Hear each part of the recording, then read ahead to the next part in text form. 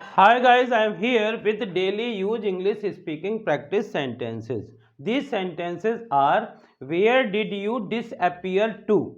He deserves a chocolate. Now there is only one hope. I wish it were possible. You are crossing your limit.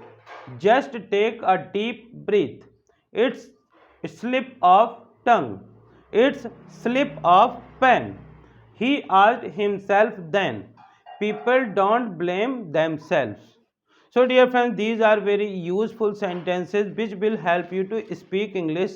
इसी प्रकार के sentences के लिए please like share and subscribe Pankaj institute of English. देखते हैं एक एक करके इन सेंटेंसेस का कैसे हम यूज करते हैं। Where did you disappear to, यदि एक साथ कई लोग बैठे होते हैं, अचानक कोई व्यक्ति कहीं पे चला जाता है और उसकी आवश्यकता होती है, जब वह आता है तो हम यही कहते हैं कि तुम कहाँ गायब हो गए, तो इसको बोलते हैं where did you disappear to. जब कोई व्यक्ति अच्छा काम करता है तो उसका कुछ ना कुछ प्राइज बनता है, इनाम बनता है, पुरस्कार बनता है। यदि किसी ने कुछ अच्छा काम किया है बच्चे ने, तो हम ये कह सकते हैं ही डिजर्व्स ए चॉकलेट, उसकी एक चॉकलेट तो बनती है। Now there is only one hope, जब सभी आशाएं मिट जाती हैं, केवल ऐसा लगता है कि एक के कारण काम हो सकता है, तो हम बोलते हैं now there is only one hope, अब केवल एक ही आशा है। I wish it were possible, कभी कभार कुछ चीज़ें इमेजिनरी होती हैं, हम आशा करते हैं या ऐसा सोचते हैं कि काश ऐसा होता, तब हम यहाँ पे आई विश का यूज करते हैं, आई विश इट वर पॉसिबल। वैसे इट के साथ वॉज लगाते हैं, लेकिन जब इमेजिनरी चीज बतानी होती है तो इट के साथ हम वर का यूज करते हैं। आई विश इट वर पॉसिबल, काश यह संभव होता।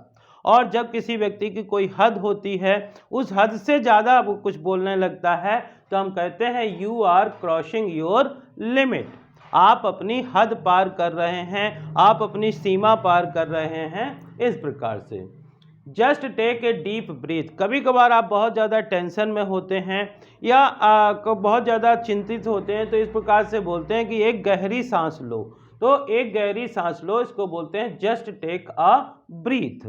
जस्ट टेक अ ब्रीथ, बस एक गहरी सांस लो।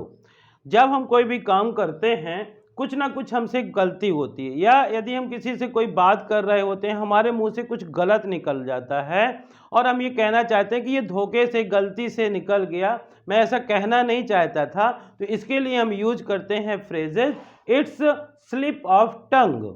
इट्स स्लिप ऑफ टंग मतलब यह बोलने की गलती है या जबान फिसलने के कारण से इस प्रकार से हो गया। इसी प्रकार जब कोई चीज़ हम लिखते होते हैं और लिखने में हमसे कोई गलती हो जाती है, वैसा उसका मतलब नहीं होता है, तो हम कहते हैं it's slip of pen. It's slip of pen, यह केवल लिखने की गलती है या पेन की गलती है, इस प्रकार से कहते हैं। ही आस्क्ड हिमसेल्फ देन, और हम इस प्रकार से बोलते हैं कि उसने कई बार ऐसा अपने आप में पूछा, उसने अपने आप से पूछा कि क्या ये सही है या गलत है, तो बोलते हैं ही आस्क्ड हिमसेल्फ देन, तब उसने अपने आप से पूछा। और डियर फ्रेंड्स, आज के समय में यदि किसी से भी कोई गलती होती है तो लोग अपनी गलती को स्वीकार नहीं करते हैं।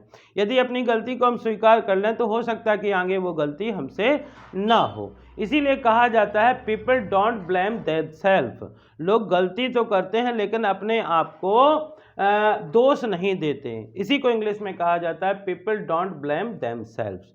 सो dear friends, these are some sentences. I hope कि आपको इस प्रकार के सेंटेंस पसंद आए होंगे।